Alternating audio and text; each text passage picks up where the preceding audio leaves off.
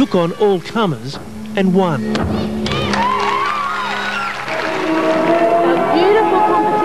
In this competition, I thought, I'm going to do it. I'm just going to show everybody what I can do, and that nothing's going to stop me. I'm going to get right to the top. What a great story there. Good luck to Alana. Let's go back now and see how she goes. The women's team event, our commentary team, Liz Chetkovich and Ian Maurice. The women's teams event continues here at the Gymnastics. We've had 3 rotation, but only 2 have been completed by every team as Katarina Frketic gets set for Australia. Australia trailing, England in the lead by .07. Frketic, a very nice beam worker. Pressure is on Australia. You could consider this one of our strongest apparatus, but of course beam is definitely a fickle event. Frketic looking beautiful here, coming up into her main series. Flick, Corbett, nicely done.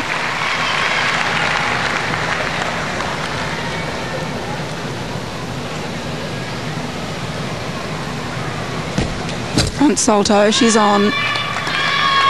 Precise worker. Full twisting Corbett, done beautifully. She's rising to the occasion.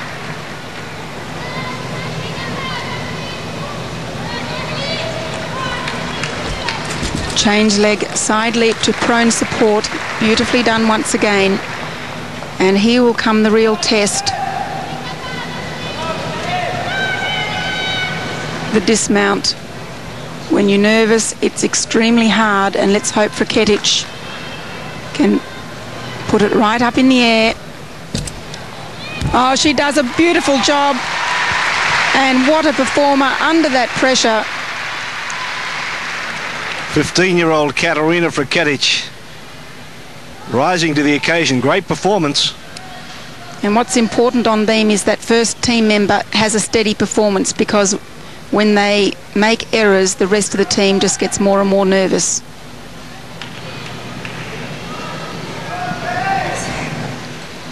England is on the uneven bars. Kelly Hackman will be first up. England 55.854 after 2 completed rotations. Australia 54.947. Canada 54.372. And if you could pick one apparatus where the England team is not as good, this may be it.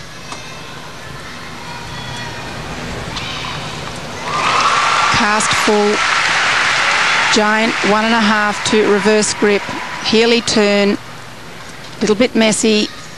She gets the Jaeger, taps the feet on the ground on the low when she's on the low bar, so that's a 0.3 deduction.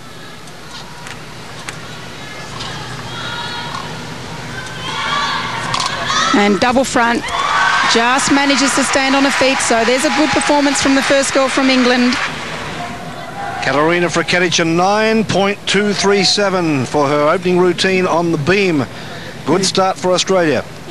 As I said, potentially this is one of our best apparatus. Now we go back to the uneven bars. England, Kelly Hackman, she scored an 8.975. Now Melissa Wilcox, the second English competitor on the bars.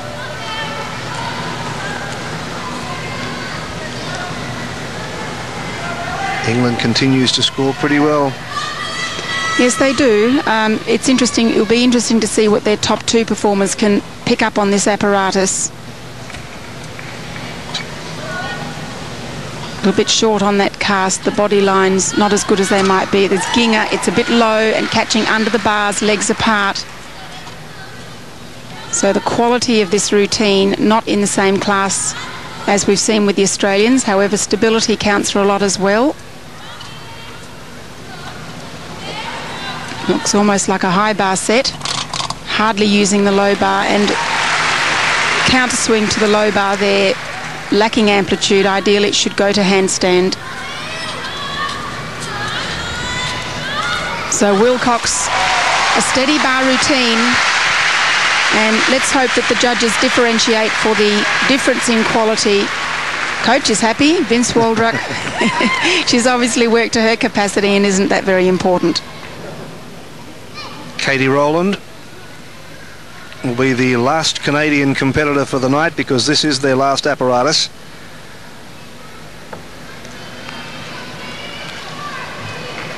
But Australia can't help but make up some ground here in this rotation. The last contestant, ladies and gentlemen, yes, for the floor exercise. I think Canada may not be such a threat. 217, Miss Katie Rowland.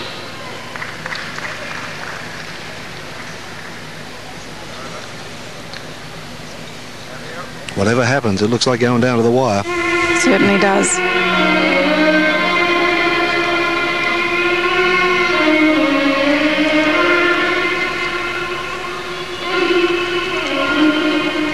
Opening with a very smooth 2.5 twist punch front.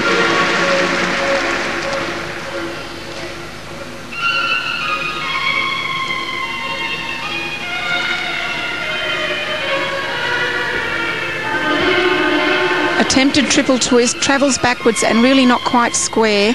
The judges will actually give it the bonus if it's within a quarter turn of what's the end position. So if she's more than a quarter turn short on the twist, they won't give her the value for that element.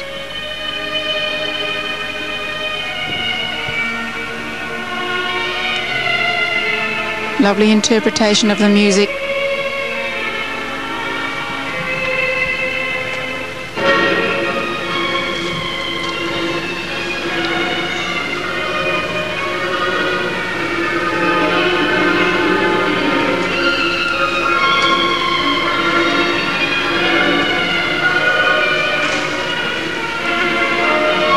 Coming in for the last line here now. Front, full, pike front.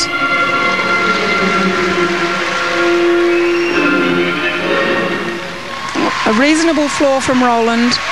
Good dance work, a little bit weaker on the tumbling part of it, finishing with a front full.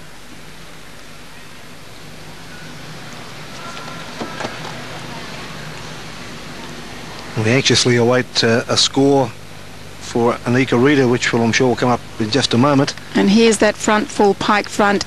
You're supposed to finish the floor with a high point, and I think compositionally that last tumble is a bit weak. That finishes Canada's competition. They're done. Can sit back, watch the action. Anika Rita score now 8.712, so not one English gymnast has got 9 or better.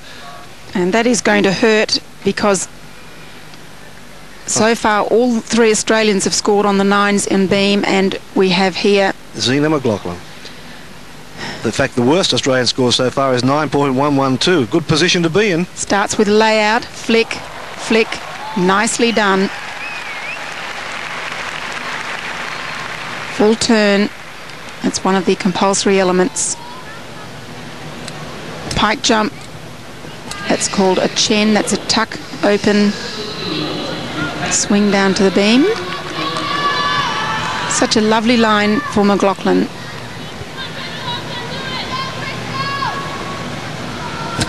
Front summy, little hesitation in the connection there, so I don't think she's going to get that connection bonus, which is potentially a 0.2.